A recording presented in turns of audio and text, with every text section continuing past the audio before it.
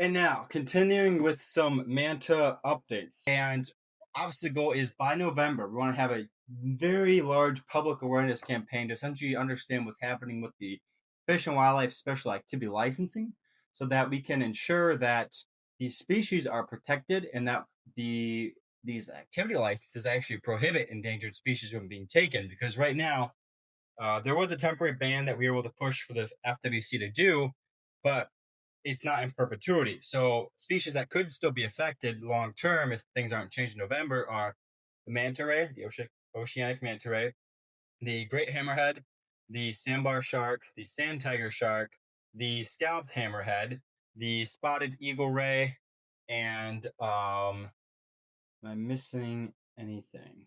I think that's it. If it comes to me, but all the list is on the link in the bio in the Manta files. But we have this came out just a couple days ago. This is from a great publication, great outlet here, Coastal Breeze News. They cover a lot of South Florida, the Keys, the coast, things like Naples area, but they really do a good job. So they titled this "Florida's Stolen Wildlife," and this is from Matea Dennison. Now, this really goes into the whole saga that has been this unraveling of this manta situation that also ties in seven other species. Um, and so it does reference Rachel, who's a former SeaWorld Parks Entertainment employee and animal behavior specialist. And obviously, with her experience and with knowing the background, she's been able to give a lot of insight to Matea and Coastal Breeze, and she's also provided a lot of information for I guess the effort to amend this manta ray and endangered and threatened species take, because again, these licenses, the concern isn't for the ones that say it's a research permit so they can go out there, find a manta, do some research, and then it's not even out of the water that long. The exhibition permits, where we're taking it out of the water, sending it to a foreign land for an aquarium to make, manta can get you about $1 million in revenue a year. Um, the breeding, uh, the breeding chances of large marine mammals in captivity in general, especially these tropical ones, very, very low. Uh, and that's one of the things, is this whole thing is going to unravel one of the biggest industries in the aquarium and exhibition trade. That's why there's a lot of things to cover. There's a lot of things to be very concrete about, and there's also a very concern with the connection between the Fish and Wildlife Commission and what could be in this trade, which we'll get into later. But this article goes to, kind of covering the loopholes that I've mentioned. But again, it's with the petitioning of CITES to be weaker. Shows that threatened under Endangered Species Act as a weaker category, um, that would allow for its take. Also, and to upgrade the ESA status. Um, and here's a good. Florida has become a hub for this trade because of the Florida Fish and Wildlife Conservation Commission issues of their special activity licenses, or SALs, that authorize the capture and export of manta rays, plus seven other species. And because rays and fish are excluded from the Federal Animal Welfare Act, they lack another layer of safeguards afforded to marine mammals or terrestrial animals.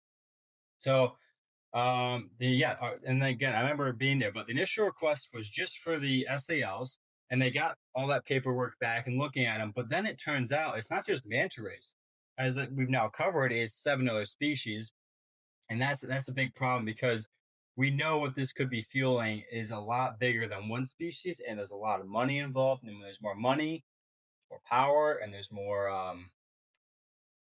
to see this actually go through would be a lot of an effort. So that's why the public awareness around this, that's why we continue to put out stuff, because it's such a newer issue. I've talked to other ocean conservationists, and ones that are way more knowledge and way more expertise than I maybe ever will. And they didn't even know the full extent of this, because it really is, you kind of scratch the layer and you just reveal a whole column of stuff that's going on. And exactly. This article is good, but it's really talking about how the monopolization of Dynasty Marine on this. They're the sole credited company to do this um, from the AZA and the Association of Zoos and Aquariums. And so this really gets to you, probably kind of like the last really point of this article to really help is the manta ray capture became significant not because it was the first of its kind, but because the world saw it happen. That was a video that at least I saw from Jib Abernethy's account. The visibility is what gave advocates, lawyers, and lawmakers and the leverage to finally challenge, quote, barbaric practices that are still happening in modern zoos and aquariums, unquote. Now, this does get into the touchy subject of zoos and aquariums. I am of the advocate that zoos in general are good. They can provide breeding, they can provide a refuge, but there is another side of that we have to be quite frank about.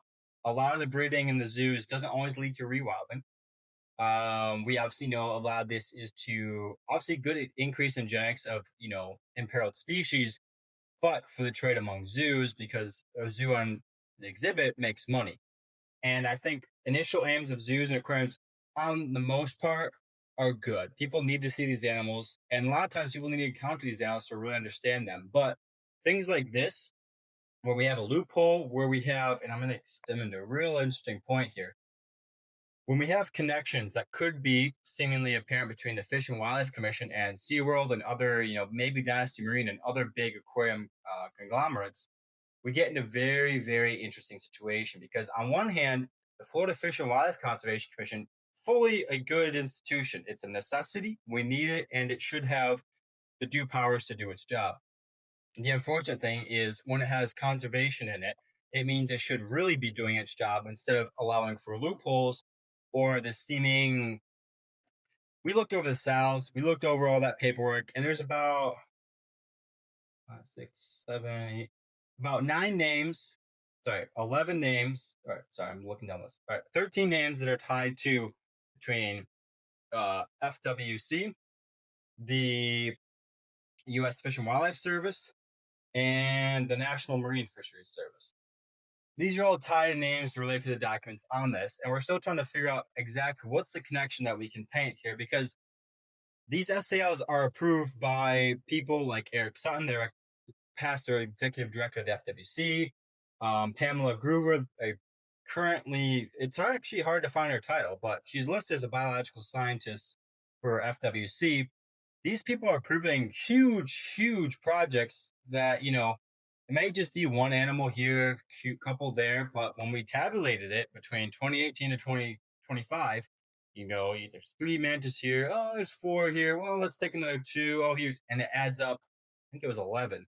And then like the lesser devil race, that was one I missed. It's over 113 of them, I think, have been taken out. Endangered species. And so that total adds up to 200. And people signing off on this, somewhere in that line, somebody has to kind of know what's going on. Maybe they don't think it's that nefarious, but the problem is you're the Florida Fish and Wildlife Conservation Commission. Because we're in Florida, very Florida focused, Florida should not be equipping this trade and exploitation of our animals to the rest of the world. And if we have an institution like the Florida Fish and Wildlife Conservation Commission, it has the power to stop this. It has the power to never let this happen. That's why this is such a big issue. And we have found, they've, one of the more notable things, and obviously it's just allegedly, we do know there's been a couple conferences. The last one I can confirm is 2013 with, they did host at SeaWorld, and just reading at the minutes here, they really go into, let's see, thanking the partnership of SeaWorld and the FWC to collectively done an incredible job to educate citizens of Florida about wildlife. Chairman Wright also recognized Jay Galbraith, who is proud to serve on the Hub SeaWorld board with, which highlights the research and history that SeaWorld and Hub SeaWorld Institute have brought to wildlife fisheries and management. So obviously, it's not bad for an aquarium to have a partnership with, obviously the scientists and the researchers and the institution of the FWC, but we know there's a connection. We know there's something that somebody has to know the extent of what they're doing. This isn't just, oh, well, we didn't know it was endangered. We didn't really know it was facing decline. We already know, and some of the SAL requests that we've got, some of the FOIA requests that we've gotten back, they've wanted, thousands of dollars to get that information. So that means there's a lot to hide because it's, essentially billed based on, how much there is. And even the stuff we have gotten is pretty alarming. Mind you, it's 17 documents that a lot of this has been formed on just with the SALs and attributing to other documents as well. But that's a lot just for 17, and there's so much more that's thousands and thousands of dollars they want for, which will be obtained. But it's quite the situation, and that's where we see, all right, going forward, can we at least have in November the FWC in honest transparency with what we're going to find out before then, be able to say, absolutely, we're the Conservation Commission. The ban of endangered animals under CITES 1 and CITES 2 will no longer happen out of Florida waters, and we will actually fight and promote